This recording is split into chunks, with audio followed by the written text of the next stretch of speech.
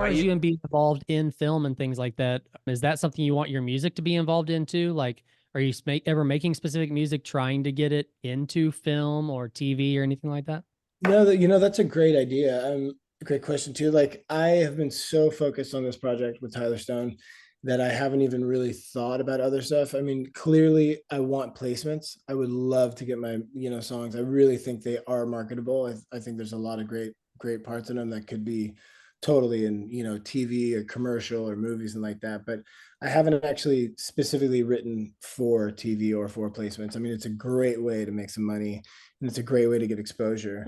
Right now, I'm really just pushing these songs, and hopefully, these songs, this first EP, can go out and get some placements. Right. But it is a great question. I mean, I have a in. I've never, I haven't even, Selena, thought about it. Yeah, it's funny you mentioned that because like writing for placements, like I've met people that do that, and I've Yeah, always found I'm like, I've just wondered like, how does your brain work? Because and yeah, like clue us in into like to your writing process. So like, we're friends with so many bands here in our area, and we've had them on the show or we've talked to them off the show about their writing process, and it's always different. But when I've met yeah, folks that like, no, I specifically write for TV or for commercials or yeah. for this or that, I'm like your brain is just it has to be like so what is your process like with that? Well, like that reminds me of a really good buddy of mine, and he was the first producer we had. His name was Dylan Charbonneau. He's probably one of the most talented human beings on the piano and many instruments I've ever seen in my life. He's actually now killing it in Ibiza, Spain, I believe, or no, Barcelona. I think he's in Barcelona, Hell yeah. and he all he does is placements. He literally lives off crushing it placements. So he's literally thinking. I remember one time we were in the studio, and he got his master's degree in improvisational piano. So he's just next level. And I Wow. remember talking to him. I was like, "Oh, I'm sad, and I'm angry, and all these emotions." And he played it literally on the cue.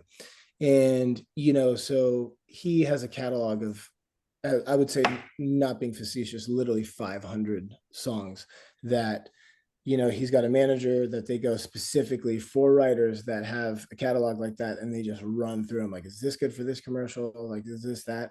And there's people that literally that's just what they do. They call them jingles or whatnot, and Right. it's just Yeah. they just crush it.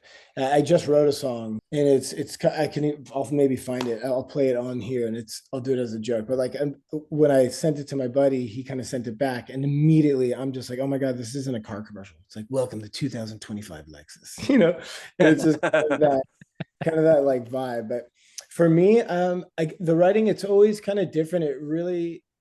It's kind of funny. It just hits me when it does, and now I'm really just writing as much as I can. But like I'll be sitting there and a melody will come, and thank goodness for these new phones for the voice note, because I will like, I have literally over 1,000 voice notes where I'm just, not being mean, but it might sound like I have a speech impediment, like, and I'll just get it, and I'll get into it. And sometimes like I've compared songs, like actually Walking in the Clouds, I was kind of tripping a little bit and just hanging, and I just the riff hit me, and it was a mumble kind of scat.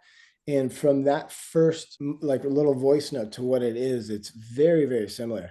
And it's pretty cool. And I'll kind of make the words fit the melody, right? But I got to see what's the mood, what am I trying to talk about. And I think I've started a lot of my songs on the piano, whether it be synth or piano, and I kind of get the vibe going.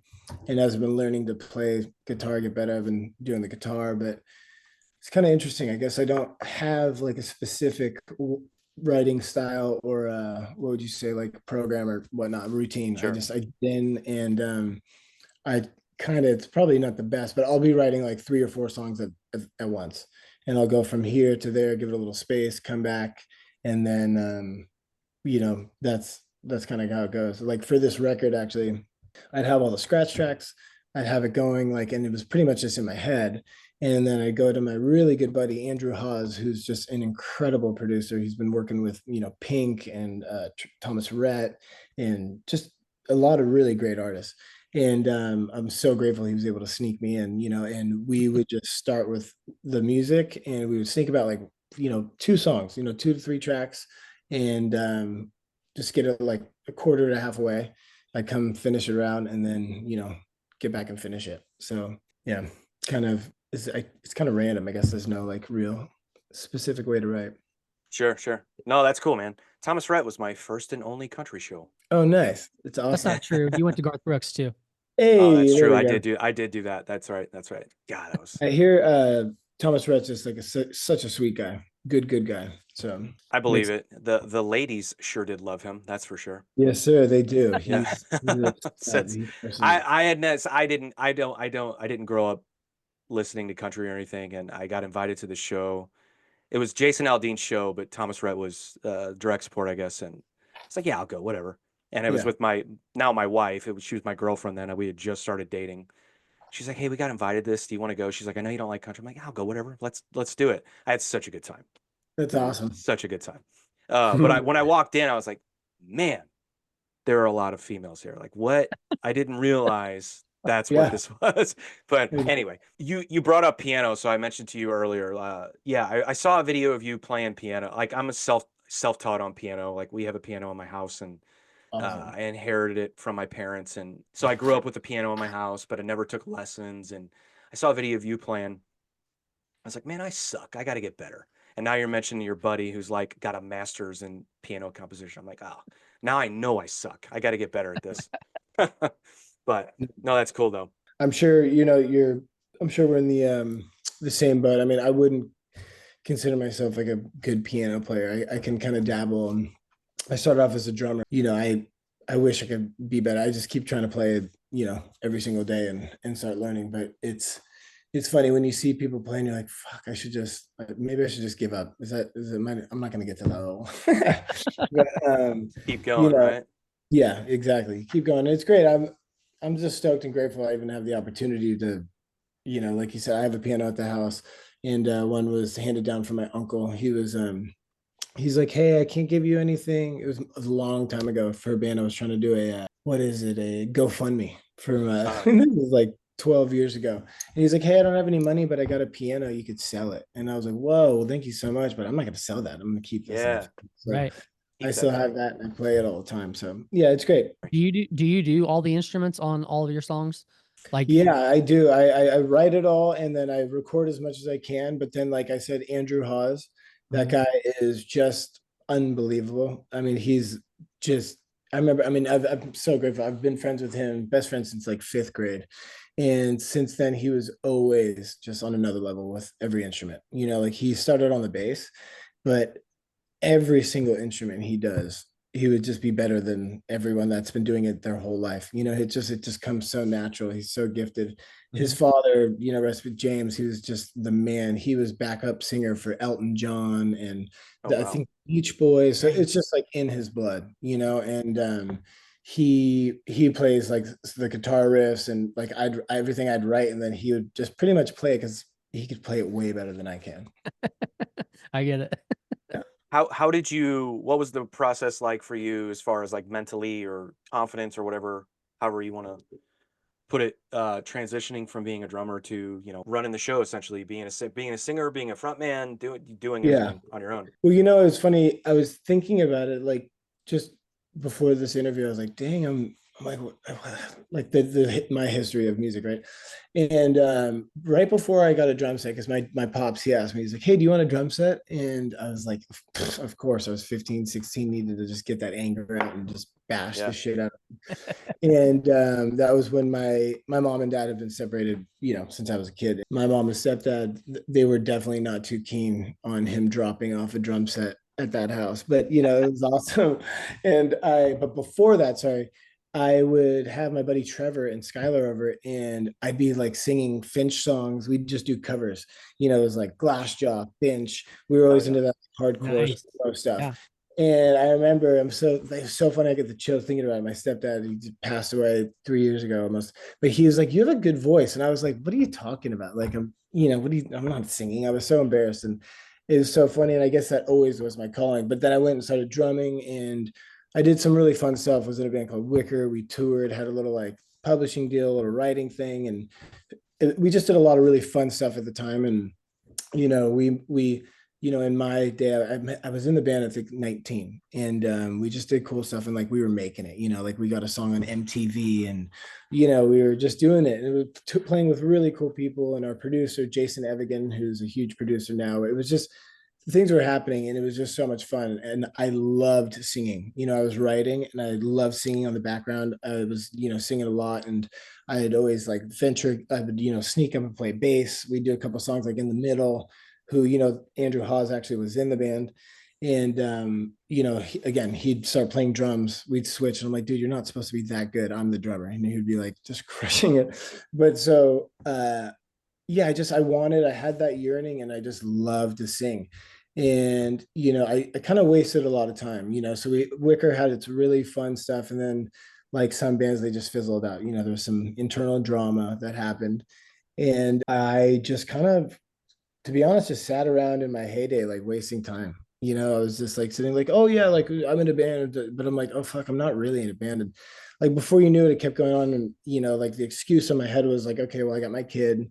I gotta, you know, do this. And I was just like realistically kind of just being a fucking loser, you know, sitting in the past. And I was like, yo, I need to get my shit together. I have so much, you know, wasted talent. And I really believed that I had just everything what it takes. And I was just sitting there just wasting. And, you know, between my fiance and my son and just life and just some reality checks, I'm like, yo, let's take this serious. And the last like year and a half, it's just been go time. And, you know, this record just came out about like 6 months, or, you know, 2 songs have been out about 6 months, and I'm just pushing. And I just feel now as the front man, I just feel so confident, and I just love it. It's truly my happy place. Like all this work, doing everything as the front man. It's more not just the front man, but like just curating everything. Sure.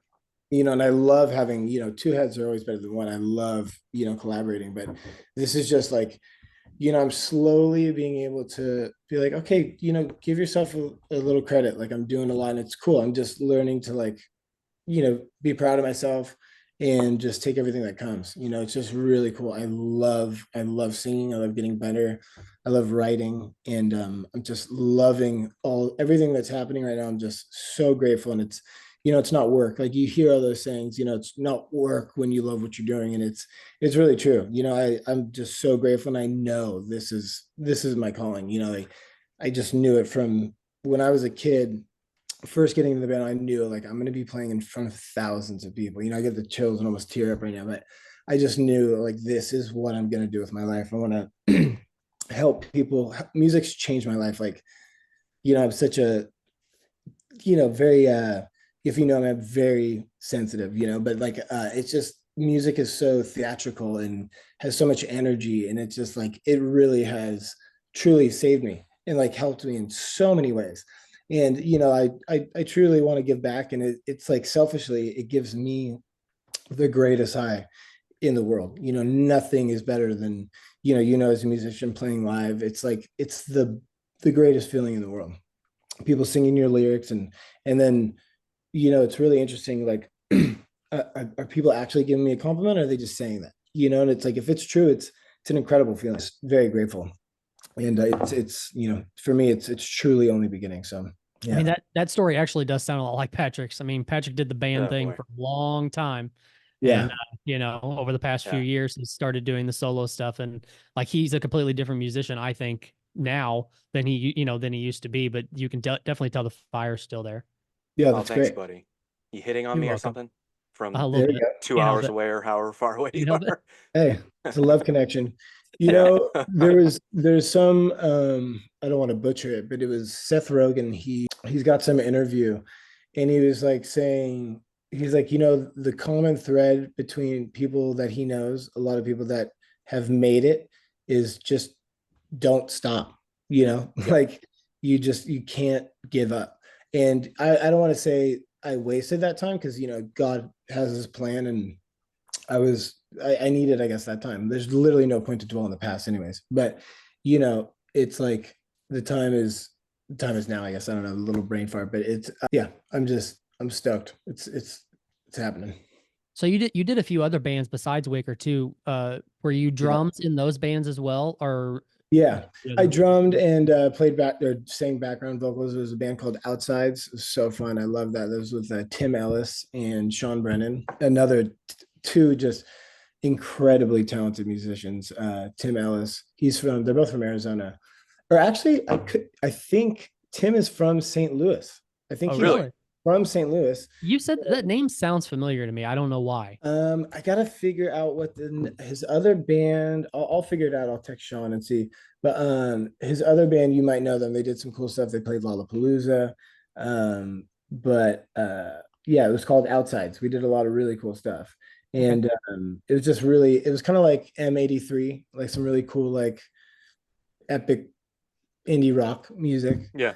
And I played drums for my buddy's band. They're called Bad Sons for a little bit. And Whoa, whoa, whoa! You were in Bad Sons? no, it was not Bad Sons. Oh, It was okay. them. They ended up having to I was get gonna go wake my wife up, dude. yeah. That's They one of her ended up favorite having to bands. change their name. They changed their name. It was Chantel. They actually got not quite a cease and desist, but I think it was because of Oh, okay. I gotcha. Sorry, um I derailed that. no, My no, exactly. I apologies. love those guys. They're good. My buddy, I think, was like a merch guy for them, Joe Fastigi. But Oh, okay. they're catchy. They got some really cool catchy. Are they Mhm. from New Mexico or something? Something like that. Yeah, I can't. Or I'm maybe bad with. just their symbols, the New Mexican flag. But I think it. Yeah, yeah. You might be right. Yeah. The first record is Mhm. something like that. Yeah. Go on. Sorry. I.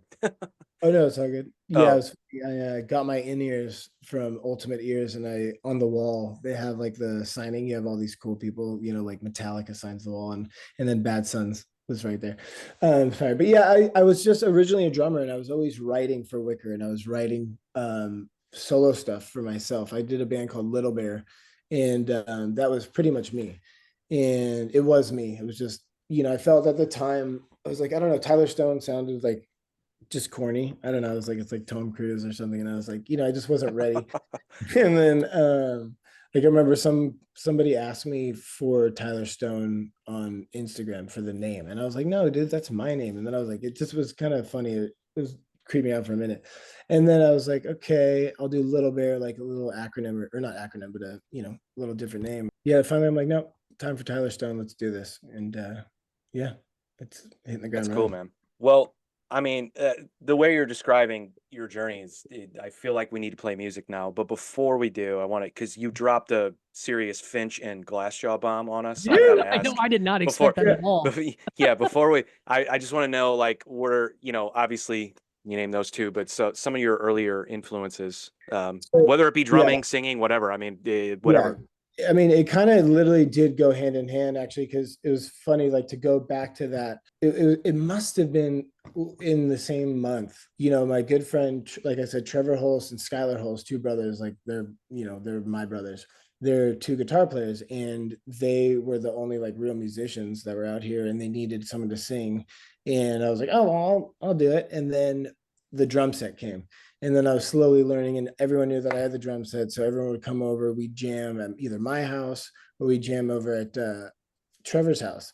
And as I started getting better, it was okay, all covers, and it was As I Lay Dying, Avenged Sevenfold, Finch, There Will Be Blood, to Thursday to um I mean, even all the emo bands. Like I love what am I Cute Without the E, who sings that? Taking Taking Back Back Taking Back Sunday. Sunday, yeah. Yeah, like we just did everything, but I really loved some of that hardcore metal stuff. Like As Lay Dying, I said was just amazing, and then Daryl Palumbo and Glassjaw, like that was one of my hardcore favorite bands. They were Oh so yeah. good. Are you Head Automatic a fan as well? Oh, absolutely, Head Yeah, On yeah. Man. But I'd say I'm a real Glassjaw Glassjaw. G Sure, all sure, the way. sure. Head On Man is great though. If you had to group your music now into any kind of genre, could you? I mean, you can definitely tell you pull from all different areas, pop and country and Yeah. things like that. But if you had to stick into one, could you?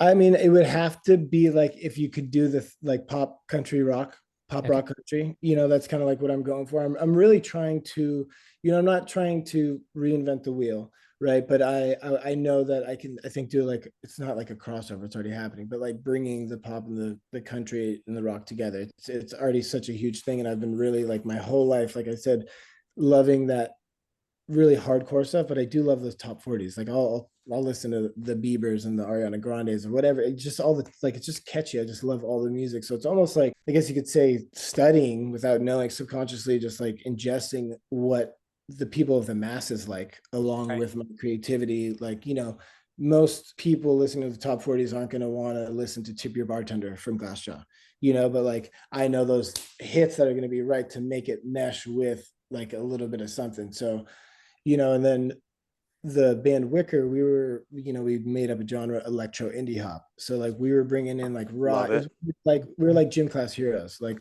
the kind of like Okay. Yeah. same time before them 303.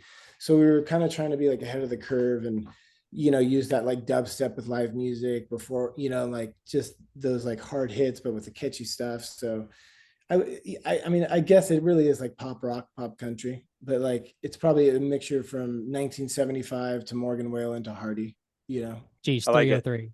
I forgot that band 303, existed. yeah. Well, dude, I listened to Yeah, Wicker today, and I was like, and you said Gym Class Heroes. I was like, okay, yes. yeah, But yeah, I don't think it necessarily sounds like Gym Class Heroes, but I get the connection. yeah. You know, It was like that um, kind of crossover hip hop music, like yeah, it was that time. It was literally at the time, and we were doing a lot of really cool stuff. And like I said, Jason Evigan, you should look him up. He's just phenomenal. He's literally one of the biggest producers in the world right now. And we were his first baby project, and it was just a timing thing, and it was just God doing his thing, like prepping me for this. But like it was funny because we did all the fun stuff and none of the work. We were just young. We had a manager. We were doing this, doing that, partying, having fun. And, it is a definitely different world in the music world, but we didn't do any work. Like we did videos, edited on YouTube, and that was it. It was like MySpace time. So we were just having fun, yeah. which I think is great. You're supposed to, but we were so young and didn't know that there's actually a lot of work involved into, trying to get to the masses. With that said, let's play some music. Let's I do want to it. do your latest single. However, I got to ask something real quick. We've talked about streaming a lot on this show. Oh, I guess I'm a boomer, and even though I'm not, but I hate streaming. I bought your song. Can I play it from my library, or would you rather me give you Yeah. the fractions of a penny and Oh, stream it you're the from best. one of these places? But I'd dude, rather you already just. bought it. The song All is right, yours. cool. It's no longer mine now. All right, cool. Let's do it. So we're gonna do the song Southern California. Give us a just quick, synopsis. What's it about? What was the inspiration behind it? So on and so forth. Funny, that was like what I was saying earlier. I was sitting in bed with my fiance and like it literally it hit me and I woke up in the middle of the night, wrote the lyrics and did a little voice note, like trying to whisper in my fiance, like, what are you doing? And it was just it. And it was the first of this like pop country rock. I'm like, okay, this is gonna be the first one to show like kind of what direction I'm going. And it was like, again, I'm not trying to reinvent the wheel, but I'm trying to be true to my heart. And the song's really about my fiance, really meeting her and like what she had gone through with her past and just like how it is and how it can be now. And it's really my song for her, just like a cute, corny, little fucking love song, but it's for her. No, it's great. And one thing I want to say, because and it just came back to me as you said that, and that's partly why I asked it, because I was like, I forgot what I was going to say, and I knew if you talked about that, it would come back. When I listen to this song, I don't know that genre exists in 2024. I really Okay. don't. Like we've talked about this before on the show. Like I just think it's a dated way of describing music, or like Mhm. labeling music, or like pigeonholing artist into a specific thing. And I know you have to. It sells. It helps people market you. But like when I hear that song, I'm like, fuck a genre. It's a great Yeah. song. It's a great catchy pop song meets other things. Like, and that's always the shit that I'm attracted to. I love pop. I grew up on pop. Like we didn't have rock and roll in my house. I listened to Whitney Houston and Okay. Michael Jackson Yeah. when growing up. You know what I mean? Like we True didn't pop. have rock and roll in my house necessarily.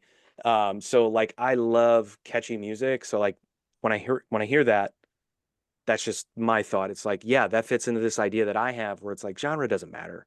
Genre Yeah. doesn't isn't.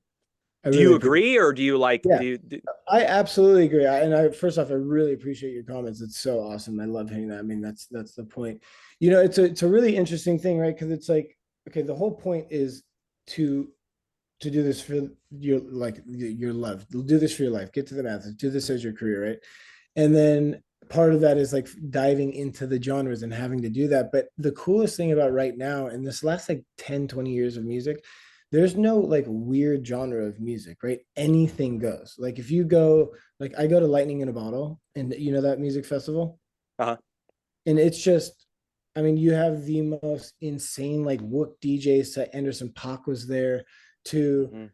to just everything. So it's, and it's funny, going back to the band Wicker, we were electro indie hop. That was our whole thing. It was a whole thing, but really just bringing all the genres together. And you have to be careful, because then people are like, okay, I don't know what the fuck to do with this. But I think that it is like, everyone that has given me feedback is like, oh damn, I could hear this on like K-Rock, but then I could also hear this on like the country station. I could hear this on the pop station. And like that is like, I'm like, okay, amazing. I'm doing this right. This is exactly what I'm trying to do. So, I'm not gonna walk around there and sit with my cowboy hat and chew on dip, because I'm not from I'm not like that. Like I'm from California, and I don't want to fake anything, but I want to, I know like, I can write that stuff that the people that do live in, in the farm towns or whatever, that are diehard country stuff, you're gonna listen to this song. Like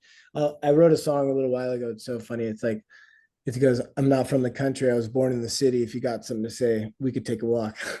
And it's like, you can catch these hands, and it's like kind of a funny, it's obviously a joke, but it's like, it's a very country kind of feel song. So I'm trying to, break that ground, and, it's Southern California country, and now more than anything, I mean, look, Beyonce, and it's like, it's so funny. I was before Beyonce. Okay. I was in the country world before, but, it's a perfect, it just shows you got Beyonce, Post Malone, Machine Gun Kelly just did a cover of whatever he did, so it's like, there is no, to what you're saying, there's fucking genre, man.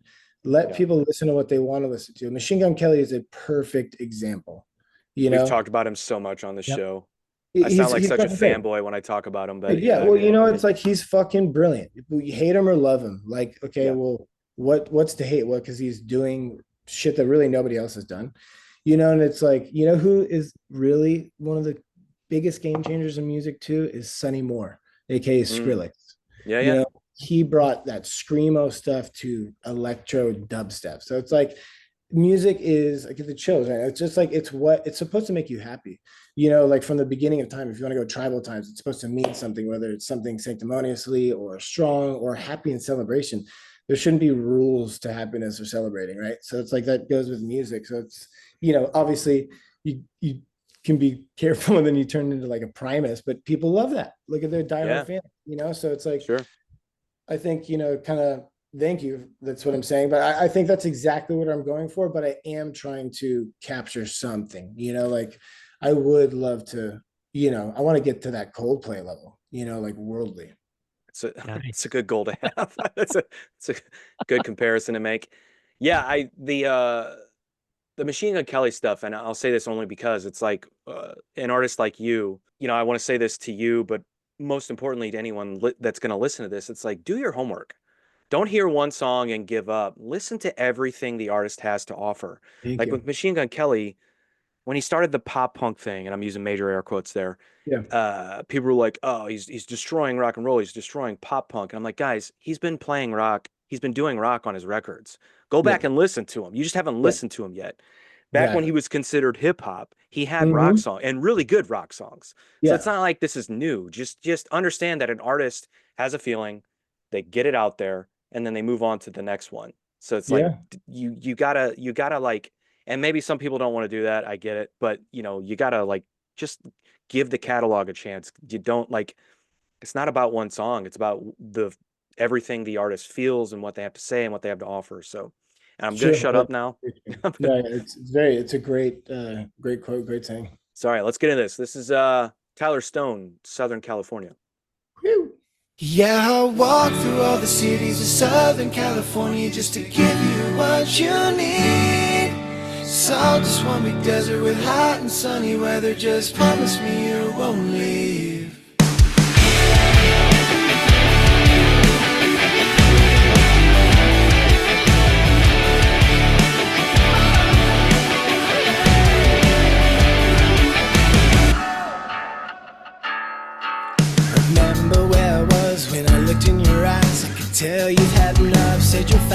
goodbye. No time for any games, won't be the same.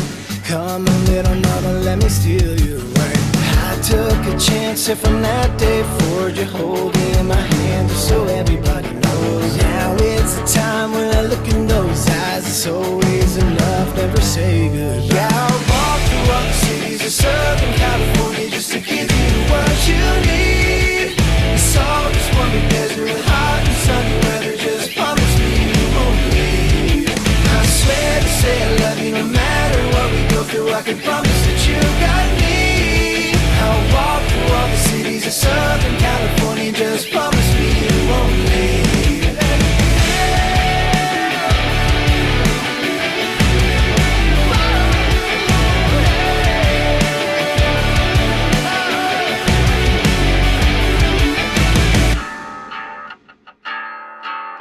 Raindrops, cloudy skylines, wherever you are, you're always my sunlight. Life goes passing by, but not without you. Yeah, I'll walk through all the cities of Southern California just to give you what you need. It's all just one big desert with hot and sunny weather, just promise me you won't leave. I swear to say I love you no matter what we go through, I can promise that you got me. I'll walk through all the cities of Southern California, just promise me you won't leave.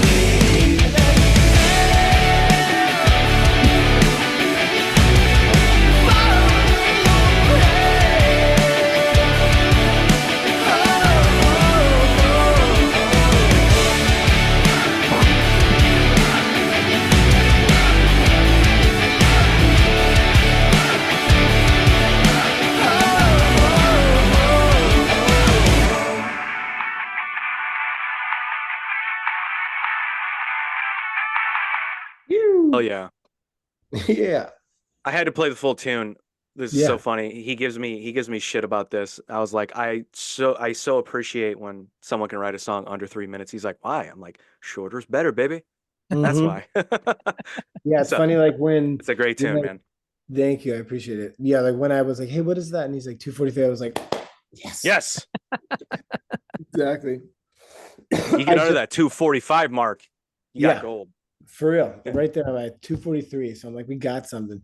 I just was on. There's a big radio station out here. It's 95.5 KLOS, and it's a show called The Heidi and Frank Show. They've been around forever, and it's pretty huge out here in LA. And they have a segment called The Stay or Go.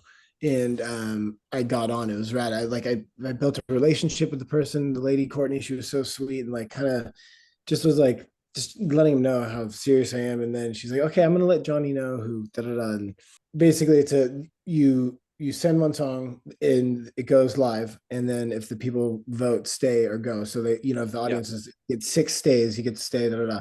And so I did Southern California, got the 6 days right away, which is awesome, so grateful. And then it went to Walking in the Clouds, and then the host was like, oh my god, I like this song, like why didn't you play this one? And right before that, she's like, but it was a little long. And I was like, well, that's why. I'm like, I'm like, I didn't want the first song for you to get bored of it and then not click it. So it's like, because there's other songs, like, I mean, Incubus has 6-minute songs that I love, but to get on the radio and to really do it, I was like, you got to get that under 3-minute song.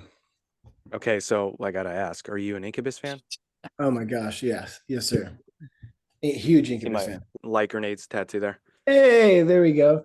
I have a funny story about that, but I'm not gonna tell it again because it's embarrassing. But anyway, about light grenades and meeting Brandon. But anyway, what's your favorite record by Incubus? Gotta know. I mean, honestly, I would say I love Fungus Among Us if you go back then. Yeah, okay. I do love Morning View and Crow Left the Murder. Actually, like when I got a little older, I was like, this is a really incredible, and I love that bass player. So I love that. I mean, Morning View you can't beat. I mean, there's a couple amazing records. I don't know. That's amazing. It's too hard of a question, I would say, because it depends on my mood. Like when I was in high school, I used to surf nearly every day, and we'd smoke a joint and go in the canyon on the way and listen to six sad little words, six sad Uh-huh. little words every single day, and just get ready to fucking surf and just like, yeah, man, during that solo, and just get all it. It's just so cool. But I just was my buddy was trying to get me. I don't know if you're familiar. It's called Beach Life Festival. It's in like Huntington Beach Uh, here. okay.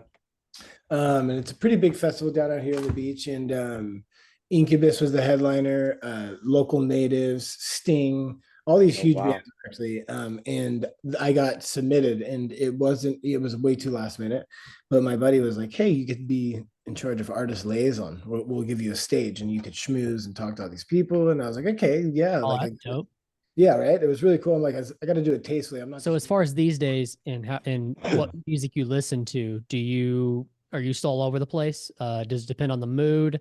Yeah, I would say exactly what you said to break your word. Yeah, it's the mood. I mean, like right now, in my top, let's see, my top songs on my iTunes, it goes from That's Just the Way It Is by David Hornsby, like the original Okay. song from Changes, Yeah. to Action Bronson, to The Cars, to Florida Georgia Line, to Andrew WK, to the darkness. So like I really am Nice. all over the place. Like I just love music. I'm always listening and studying and then like just getting inspired. It's true, when you hear people they say, I listen to everything, like I kind of I truly almost do. Like there's times like I'll actually listen to classical and just kind of like zone out. It's not like I'm necessarily listening to the music and like going hard, but um I just I listen to so many different kinds of genre. Yeah, I would say I used to be one of those would be like, I listen to everything except country, but then fucking Beartooth recorded the song Better Me with Hardy, and I'm like, I like country now because No way. I got to check that's that out. that's a country Oh, song. it's so good. I love Beartooth. I've only listened to a couple of their tracks, so I mean, love is a strong word, but like the songs I've listened to, I really do love. They're sick. It's on their latest record. Hardy's on it, and I to me it was my favorite song of the past year. Yeah. But it was so funny because when I met my wife, she listened to country, and now she is just totally she's a different person. But I remember playing that song, and she's like, "What are you listening to?" I'm like, "That's Beartooth. What are you talking about?" Like we went to see Beartooth live together and everything. She's like, "That's a country song, babe. Yeah. You like country now." I'm like, "All right, Hmm. fine. I guess I like country now. Yeah. I guess I listen to everything now. I guess that's my point. Well, I hang don't on, know." hang on. What was that? Was that Morgan Wallen song that we listened to that got stuck in our heads? Was that before or after Better Me? Which last night that was before. Yeah. Was Yeah, it yeah, that's before? a That's great what I song. thought. Yeah. Yeah. Broke, That was I mean, before. broke all the records. Yeah, I mean, I was never a country fan really ever, and I swear before all this like real crossover, about a year and a half ago, a year and 8 months ago, or something. No, let's see. It was it was just about 2 years ago. So like right when I figured, I'm like, okay, I'm gonna take this shit serious. I was a fucking wreck. I went down to my buddy's house. I flew out to North Carolina, and he's got two studios out there. And I'm like, I'm gonna take a stab at this country record. I'm like, fuck it, let's do this. That was like the start of it. And I was like, I'm gonna do some like little crossover. Like I'm gonna just really start doing it. And then you really started hearing people that were, had some names and success that could get shit really going on. I'm like, damn it. I'm like, fuck, they're taking my idea. And I was like, no, don't be like that. Don't be negative. Just think this is fucking tight. You're on the right path, and they're paving the path for you. So it's all good, And it's like, did you just hear the Falling in Reverse song with Jelly Roll? I Yes. mean, I haven't heard it, Yes. but I did see it annoyingly catchy, and you're like, gosh darn it, fucking Ronnie, you did it again. It's very And catchy. it's just it's everywhere, and it's really kind of funny, but it's like it goes back to what we were saying. It's like, make and listen to what you like. Yeah, exactly. Who's your buddy in North Carolina? My buddy Trevor, the guy that I was telling you, he married his wife Okay. Meredith. She's from Raleigh, Durham, and he lives out there just sitting pretty, crushing. Gotcha. Right on. Yeah, Jelly Roll is one of those dudes. He doesn't sound bad, but he hasn't necessarily had a song that's really grabbed me yet. Like he has good songs. Like I'm not gonna say, Yeah. but he's one of those dudes. I tell him this all the time. Like I just want to have a beer with that guy. Like he Yeah, just seems so down to earth, like so cool. Like I yeah, would love to just really talk to does. him and shoot the shit with him. Mhm. But yeah, that song with Falling in Reverse is, I mean, yeah, like you said, Ronnie Radke did it again. Yeah. We played that Last Resort cover, Yes. and on the show, and I jokingly was like, I was in my head thinking like, what if Jacoby from Papa Roach heard this? And then like 30 minutes later on my social media, there's a video of them two listening to it together, and he's like vibing and he's like digging it. And I'm like, see, Yeah. it all makes sense.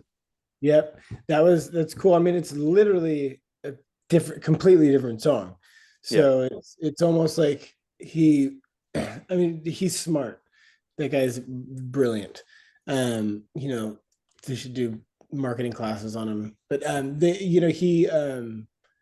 it's like he also did Papa Roach a favor with that. It's like, imagine how many more people wanted to go listen to Papa Roach again. And, say, wait, what is this cover? And it's cool, so it helped both people out. And then at the same time, the people that did love Papa Roach that maybe didn't like Fall in Reverse, they're like, let me check it out. And it's really such an undeniably like talented, well done song. You can't hate on it.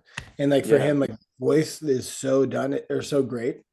It's very dramatic. Something nice and nobly. It's like very dramatic, but it's on point. He's on the whole time. You're like, oh gosh, okay.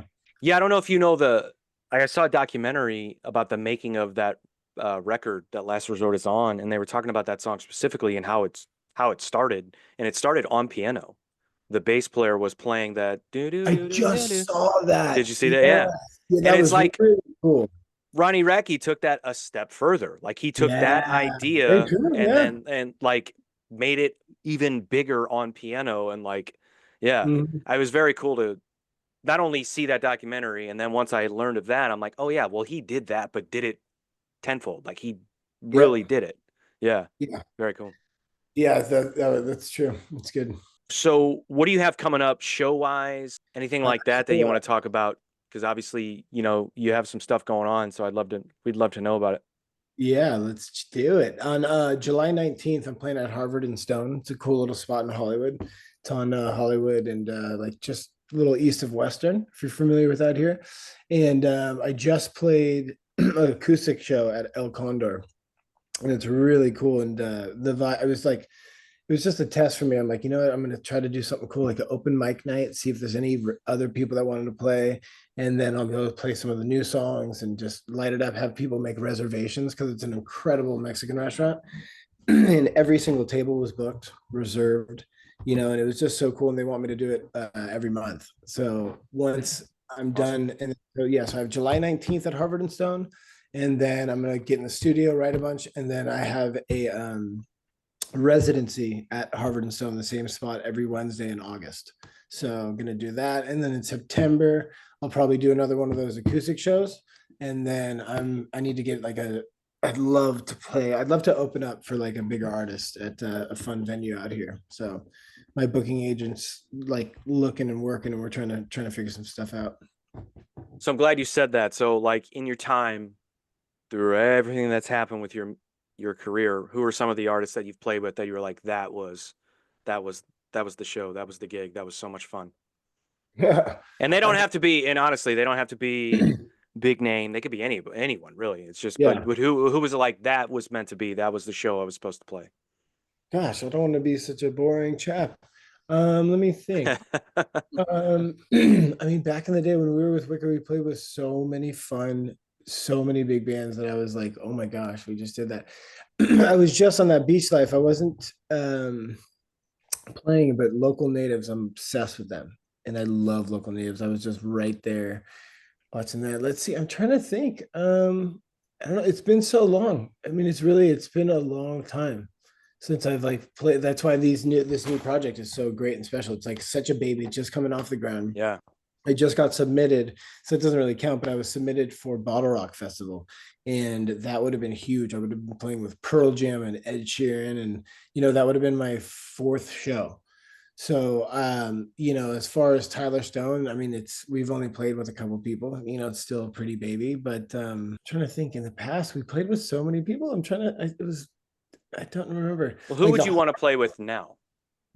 That's a great question. I mean, I'd Ideal. love to open up for like, like I said, the 1975 Hardy. I mean, Hardy was a huge inspiration to me on this record because I love how he was doing that full crossover. Like it was Yeah. before he actually did The Crow and the Mockingbird. And that record, it was just filled with just incredibly catchy, like rock country songs. And I would love for him to hear my stuff and to play with him. That'd be huge. I think it's a wrap. I heard a song this last weekend that a buddy of mine had me listen to, and it like changes genres completely in the middle of the song. Oh, okay. Yeah, I'm sorry. So the name of the record is Crow and the Mockingbird. Okay, And okay, that okay. is probably the same song because there is a Gotcha. song after that. And it literally is that. It goes from this like really kind of pretty kind of country stuff to like Yeah. fully rock stuff. And maybe Okay. that is the track. I Gotcha. remember seeing, again, one of my favorite bands growing up, Born of Osiris. Yeah. And Oh, they yeah. are just like, hardcore metalcore band. Sure. And there's a picture of Hardy in the studio, and there's the mixing board, and he's wearing a Born of Osiris shirt. I'm like, Oh, that's nice. I hope he's wearing it because he didn't. I hope he didn't get it a Hot Topic, because it's a cool design. But like some of his breakdowns and some of his like doing some sweeping and some of his screams, I'm like, no, he's definitely listening to that. Yeah, when I was younger, I was in a band called the Yakuza Slaughter, and we played with like big bands. It was like I think as they played with Between the Buried and Me, and there was somebody else that played. It was some cool stuff, but right now it's off to the races to get with those people. Well, I have some live stuff from the El Condor. Can we play it? Yeah, check it out. Yeah, it's cool. Sweet, It's a let's fun, do it. it's a slowed down version, but it's fun. So again, with this song, Walking in the Clouds, just give us a little tidbit of what's it about?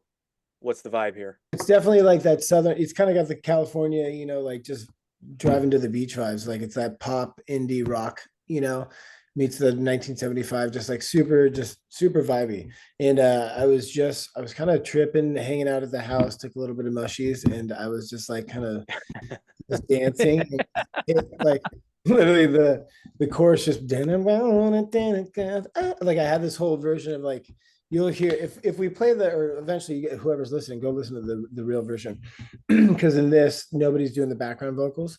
But it's very much like I had this like Talking Heads 80s vibe, like Talking Heads. like these things in the backgrounds and like kind of coming in. I had a music video and it's all in my head, just in my kitchen dancing. And I was like, oh, voice note, we got to get this song. And then that was the next song that I recorded with Andrew. Now every time I hear this song, I'm gonna picture you dancing in your living room. Thanks for that. Yes, good. Yeah. On mushies too. Don't forget that part of it. Yeah. Don't forget it. Don't forget that part.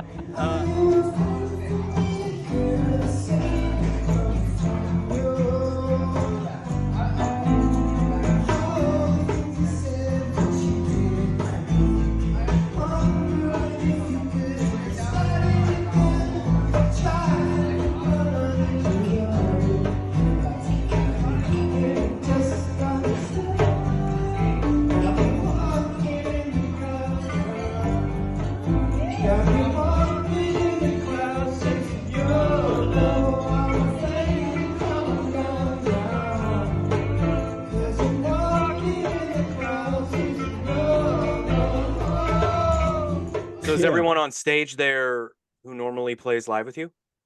Or not stage? kind of. It's it's a whole kind of a thing right now. It's funny getting it as like the singer or the front man or whatever you want to call it, gathering all these people together. Like in a perfect world, I play with a 6-piece, and then sometimes I can play without the keys. And the person that was singing over me recording is Ray, the old bass player, and he's amazing. He's a sweet guy, but he's a little too busy. So that girl Livy, she's sweet. She's just she just got in here, so she's fresh. Troy, the guy that was on the acoustic guitar, he's been in, he was in Wicker with me, he was in Little Bear with me, and now he's cool. Best friends and musician buddies or bandmates for literally over 10 years. And Felipe on the guitar, he's new. So I'm just kind of like finding this new band, getting some new people. Like I had a group, it was funny, like it was going hard. We had the first 3 shows, and then the guitar player left. His lady's pregnant, And then he's like, "Oh, I can't be in the band." I'm like, "Oh my gosh, come on, dude. I got 3." I've, Come I've, on. I've been there. I've been there. Yeah. Right. And I was so devastated because he's so talented and so good. I'm like, you know what? God's got his plan. It's all good. We'll figure it out. But and then the drummer left too. And he was a great drummer. He was from Texas. His name's Chris. He was a really good drummer, but he got too busy with work. So I got a couple of drummers right now. This dude, Andres, he's amazing. And this guy, Alex, that I'm working with. So I'm just trying to figure out what's the right move and to just get this posted. I'm just grateful that really talented people want to play with me. You sent me a new track, an unreleased track. Yeah. How much do you want to tease of that? Whatever you want. Whatever you want. I think No, it's whatever you want, man. It's your tune. I'll do whatever. You can show it. It's under 3 minutes, and Then we're good. We're perfectly fine. It's the winner amount of time. Yeah, and all it does is create demand. What I'm talking Right about. on. This song, come listen. There's gonna be more. If you like Southern California, like this song, I got a whole bunch of them. Cool. All right. Well, dude, I'll play it. I'll play the whole thing if you want. This was actually the first song that I wrote, like in this kind of country world. When I went to North Carolina, I was sitting there and I was just like, in my head, I was like, what am I going to do? I'm like, I'm not going to start fucking talking like this. I'm like, what am I going to do? And, my buddy Trevor and I, we were just, literally just jamming, and that came, and I literally, and he's like, oh, that's it. Let's do it. And I was like, oh, this is it. Let's just go, like kind of get into it, but let's just go. And so, yeah, this was the first song that I wrote in this like country road out there. And then it was Southern California. We started really like diving in. So, all right. What's the song called? Again, give us a little bit about it. I know you just talked about how the writing process went, but what's it about? It was really it's called Don't Really Give a. And, it's really just a fun song. It's like, you can tell it's just all about having fun. It was like kind of diving into that country, like what do they like to have fun? But, I have a music video coming out soon for it. And it's like, the whole point is really to give, pay homage to the women, because like the whole thing is like, just fucking around and having fun. But then at the end, it's like, you gotta respect the wifey, do what she says. You'll see the music video is really cool, but it's really preaching to the choir right now. Trust me. Yeah, exactly. We can pretend like it's all about like pretending like we run the house and we don't really, but then don't really give a, and then you realize, oh shit, the queen runs the ship. Well said. All right.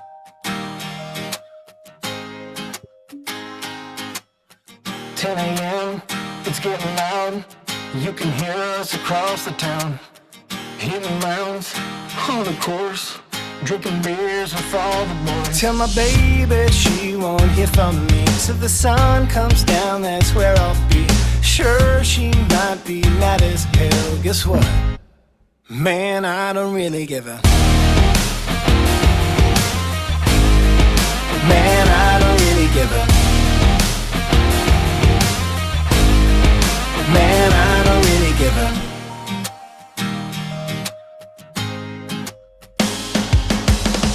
Next day, feeling great. Wife called, goddamn I'm late. Had a choice, drink with the boys, or I could come home and get some noise. No, I don't, no, I don't, no, I don't. Man, I don't really give a. No, I don't, no, I don't, no, I don't. Man, I don't really give a.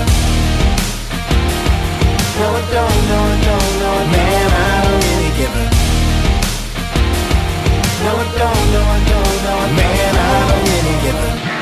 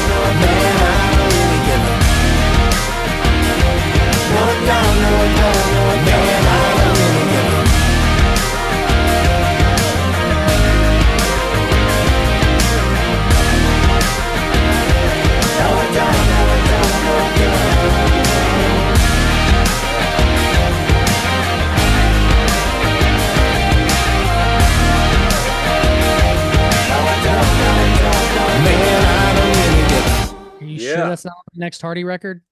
That sounded awfully Hardy to me. There we go. That's literally the inspo. You know, I it's wish we like, had that shitty morning zoo like applause sound effect. You know, like you listen to morning radio, like, yeah, blah, blah, blah, blah, blah. I just want to hit a button and do that, but I gotta go, yeah, and I sound stupid. No, that was great, man. Thank you. What's the release date on that, man? I'm trying to figure it out. I don't quite know. It's coming really soon. It's like still Okay. I figure out a couple things, but it's just ready. I have one more. There's a potential little change I might do, but it's nothing really big. And you So said a you- music video. Yeah. You mentioned a music video. Yep. Have you already yep. shot it? It's coming. Yeah, it's coming.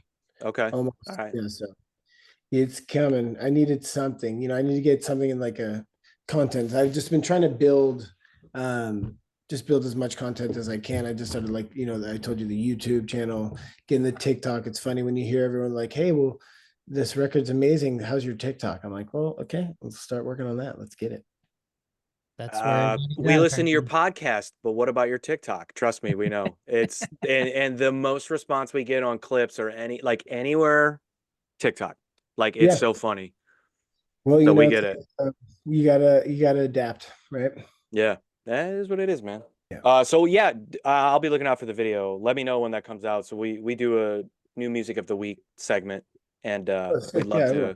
love to Definitely, play yeah. that. When it gets shot and when it's done and released and everything, I'll let you know for sure. I'm gonna try to Definitely. do something big for that. It'll be fun. Awesome. Yeah, we'll push whatever you got, man, for sure. Really appreciate that. Thank you guys so much for everything. It was awesome. So what about Absolutely. socials?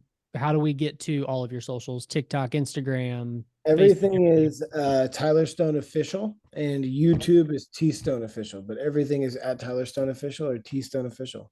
Yeah, even TylerStoneOfficial.com, Instagram's Tyler Stone Official, TikTok Tyler Stone Official, Twitter Tyler Stone Official, and then YouTube is T Stone Official. So Did you say Facebook? Facebook I did not, but that is Tyler Stone Official as well. Okay. Yeah.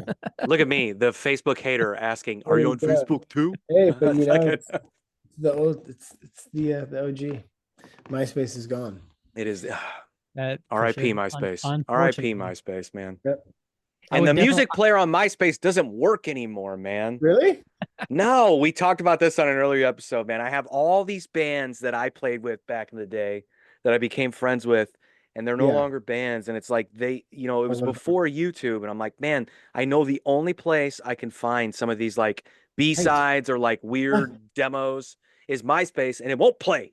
It pisses me off. You know what? About maybe a year or two, my old band, the Yakuza Slaughter, was like my first hardcore band. I was like, that's where the music is. We can go there. Couldn't do it. That's it. They Yeah. fucked us. Wow. Damn you, Probably Justin because Timberlake. There was no cloud back then, you know. So Yeah. it's like had to just press delete, empty the I track. went as far as like, oh, MySpace help, which is an oxymoron. But I was like, let me just go ahead and send a message real quick and be like, hey, your player doesn't work. And they're Yeah. like, did you try this? I'm like, of course I tried that. And then they're like, did you try this? I'm like, guys, it's a player. I hit Yeah. play, I refreshed. I did all that. Does it work or not? Like it doesn't work. I'm surprised when you said that your player doesn't work. They didn't just message back saying, "I know." That Yeah, was it should just be, we know Exactly. it doesn't work. Yeah. You're not going to hear this Yeah. stuff ever again. Reach out to the artist. They're the ones. But Absolutely. When Anyway. in St. Louis, we'll go link up and That hang would out. be awesome. hell yeah. for sure. And I'll keep in touch. And again, I just want to say thank you guys so much. I was totally so grateful and honored that you guys reached out. It's No, dude, super- thank you, man. Same It's here, man. we love the music, and it's an honor to have you, man. So we Awesome, wish you sweet. nothing but the best, and thanks again, man. It's Thank been you. a I pleasure. appreciate it. Yeah, and check out the first record. Us is out there too. It's on there. I've listened. I have. Yeah, Very we good. talked about it Very good. earlier. Yeah, Sweet. Awesome, guys. Well, I awesome, dude. appreciate it. All right, man. Well, go enjoy that awesome weather while Yes, we sir, I will. enjoy You shit. too. Straight for you.